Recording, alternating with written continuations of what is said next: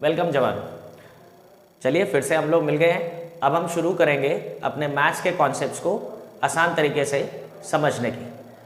सबसे पहले तो मैं आज क्लास 10th का टिग्नोमेट्री टॉपिक को लेके आज टिग्नोमेट्री पार्ट 1 जिसे आप कह सकते हैं, यानी उसके बेसिक कॉन्सेप्ट से आपको फैमिलियर कराने की कोशिश करूँगा। और ज़्यादातर बच्चों को इसमें टिग्नोमेट्री में काफ़ी परेशानियों का सामना करना पड़ता है, लेकिन मैं आज इसको बहुत सरल तरीके से आपको समझाने की कोशिश करूँगा। तो चलिए शुरू करते हैं हम लोग टिग्नोमेट्री का पार्ट 1।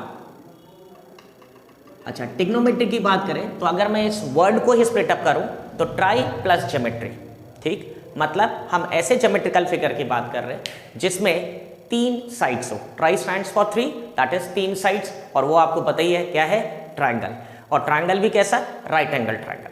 अच्छा, इसका मतलब ये नहीं है कि टिग्नोमेट्री जो कॉन्सेप्ट्स हैं वो केवल राइट एंगल से ही आए और राइट एंगल पे ही अप्लाई होते हैं, नहीं। एप्लीकेशन आप आगे हायर क्लासेस में पढ़ेंगे, एप्लीकेशन आप नॉन राइट एंगल ट्रायंगल में भी आप अप्लाई कर सकते हैं, लेकिन इसका जो बेसिक ओरिजिन है वो राइट एंगल ट्रायंगल से है। तो चलिए बात करते हैं राइट एंगल ट्रायंगल की। तो राइट एंगल ट्रायंगल में अगर आप देखें तो राइट एंगल ट्रायंगल 3 साइड्स, जिसमें से एक एंगल आपका 90 डिग्री का है, जैसे मैंने यहाँ पर राइट एंगल ट्रायंगल ABC ले लिया और एंगल B मैंने 90 डिग्री ले लिया। सबसे पहले इनके साइड्स की नेमिंग की बात करते हैं। तो 90 डिग्री के सामने वाला हम लोग को क्या बुलाते हैं, इसे हाइपोटेन्यूज, इन शॉर्ट आप इसे H से डिनोट कर सकते हैं। अब बात आती है बाकी के दोनों साइड्स। इन दोनों साइड्स में से एक आपका परपेंडिकुलर कंसिडर होगा और एक आपका बेस होगा।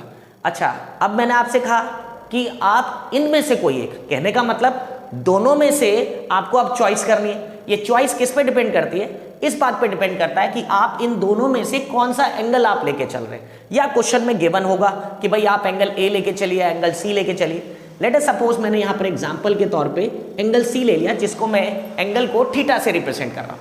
It's just a variable name, जैसे आप एलजेब्रा में आप x y z unknown quantities को देते हैं, वैसे ही मैंने यहाँ पर किसी भी एक एंगल को थीटा नाम दे दिया। इनकेस अगर नहीं है तो आप एंगल सी लिखिए, कोई प्रॉब्लम नहीं है, राइट। अब जब मैंने यहाँ थीटा यानी सी के हिसाब से जब मैं इस राइट एंगल ट्रायंगल को डिफाइन करने की कोशिश कर रहा हूँ, तो एंगल के सामने वाला साइड अब आपका कहलाएगा परपेंडिकुलर, जिसको हम स्मॉल p से डिनोट करेंगे। और जो साइड आपका लीव आउट हो गया, या आप ऐसा कह सकते हैं कि जिस साइड पर एंगल है वो आप लेंगे बेस, और इसको मैं स्मॉल b से रिप्रेजेंट करूँगा। इसी तरह से अगर हम एंगल ए की अगर बात करें, अगर एंगल ए के हिसाब से अगर आपको करना है तो एंगल ए के सामने वाला साइड अब BC आपका एल्टीट्यूड यानी कि परपेंडिकुलर हो जाएगा, और तब AB आपका बेस हो जाएगा। हाइपो में कोई चेंज नहीं आएगा, हाइपोटेन्यूज आपका 90 डिग्री के सामने वाला एंगल ही रहेगा। अब सबसे पहले तो इन तीनों का रिलेशन आप पहले से लोअर क्लासेस में पढ़ते आ रहे हैं कि हाइपोटेन्यूज का स्क्वायर परपेंडिकुलर स्क्वायर और बेस के स्क्वायर के सम के बराबर होता है, and that is because by Pythagoras theorem, ठीक है। तो अब राइट एंगल ट्रायंगल में अगर 3 में से कोई 2 साइड आपके पास है, तीसरा साइड अगर आपको जनरेट करना है तो आप इस रिलेशन से बहुत आसानी से तीसरा साइड की वैल्यू आसानी से निकाल सकते हैं। ये तो बात हो गई राइट एंगल ट्रायंगल के तीनों साइड्स की। अब बात आते हैं कि जैसे कि आपको पता है कि हर सब्जेक्ट या हर टॉपिक के कुछ बेसिक टर्म्स होते हैं, वैसे ही टिग्नोमेट्री को पूरी तरह से रिप्रेजेंट करने के लिए भी कुछ बेसिक टर्म्स है। इनको हम लोग टिग्नोमेट्रिक रेशियोज बुला सकते हैं।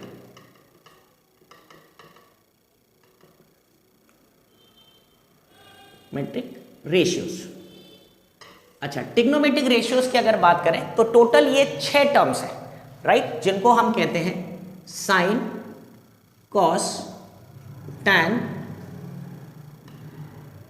कॉसेक, सेक और कॉट। ये जो 6 टर्म्स आपके सामने मैंने लिखे, पहली बात तो ये शॉर्ट फॉर्म्स है। इनके फुल फॉर्म्स क्या है वो मैं यहां पर आपको लिख देता हूं। साइन का फुल फॉर्म है साइन ई, जिसमें सिर्फ ई एडिशनल आपके स्पेलिंग में आ जाता है। फिर आ जाता है कॉस, ये शॉर्ट फॉर्म है कोसाइन का। फिर है टैन, ये शॉर्ट फॉर्म है आपका टेंजेंट का। इसी तरीके से कॉसेक शॉर्ट फॉर्म है कोसिकेंट का। सेक आपका शॉर्ट फॉर्म है सीकेंट का, और कॉट आपका शॉर्ट फॉर्म है कोटेंजेंट का। तो ये तो है एक्चुअल टर्म्स जिनको हम शॉर्ट में इस तरीके से आप रिप्रेजेंट करेंगे। तो ये टिग्नोमेट्रिक। अब बात आती है रेशियोज। रेशियोज आपको पता ही है, आपने लोअर क्लासेस में पढ़ा under the topic ratios proportions. Ratios किसी भी 2 नंबर को सिंपलेस्ट फॉर्म में एक्सप्रेस करने का एक तरीका है, और इतना सिंपलेस्ट करना है कि उसका कॉमन फैक्टर 1 ही रह जाए, उसके अलावा नहीं। तो बात यहां पर भी यही आती है, ये रेशियोज भी राइट एंगल ट्रायंगल के किसी दो साइड्स के रेशियो को यानी उसके सिंपलेस्ट फॉर्म को रिप्रेजेंट करता है, जिसमें से आप इनमें से साइन और कॉस ये आपके फंडामेंटल रेशियोज हैं। अच्छा एक बात और, ये नेम की अभी कोई वैल्यू नहीं है जब तक ये सपोर्टेड बाय क्या हो, एंगल ना हो। तो जैसे मैंने एंगल सी को थीटा लिया तो इन सबके आगे मैंने theta as an angle quote कर दिया। इसका कहने का सेंस ये, पहले तो ये समझ लीजिए कि साइन थीटा का मतलब साइन इंटू थीटा बिल्कुल नहीं है, राइट। इसका मतलब मल्टीप्लीकेशन नहीं है ये।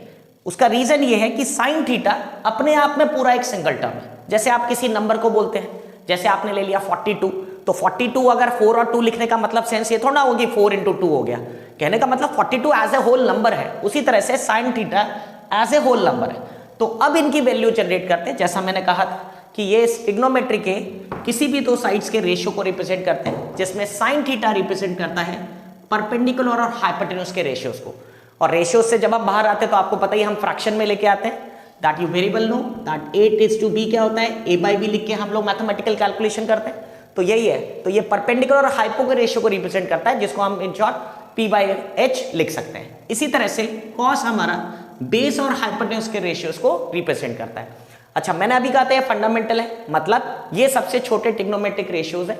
इसके अलावा जो मैंने यहां पर 4 लिख रखे हैं, इन चारों को हम कहीं ना कहीं साइन और कॉस में रिप्रेजेंट कर सकते हैं, जिसमें से tan है आपका sine theta upon cos theta.